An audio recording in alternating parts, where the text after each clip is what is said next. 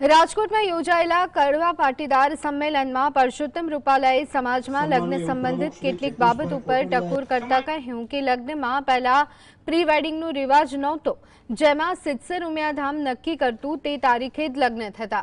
ગામડે અને સહકુટુંબમાં દીકરી આપવી નથી એ ચિંતાજનક છે. આ બાબતે ચિંતન કરજો,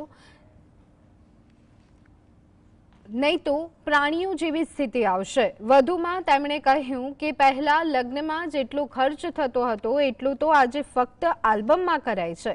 જ્યારે અંગ પ્રદર્શન થાય તેવા ડ્રેસ કોડને પ્રમોશન આપવું ન જોઈએ. આમ કડવા પાટીદાર સમાજમાં બંધારણની જરૂર છે.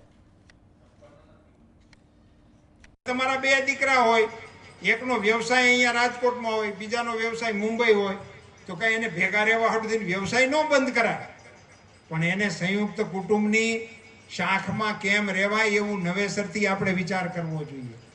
દીકરીઓનો ઉછેર ખાસ કરીને સંયુક્ત કુટુંબમાં જે થતો હતો એ વાડની વચ્ચે વેલો વધી જતો હતો અને વળાવવા જેવડા થઈ જાય દીકરીઓ, તો ઘરના મા બાપને ખબર નહોતી પડતી. એ સંયુક્ત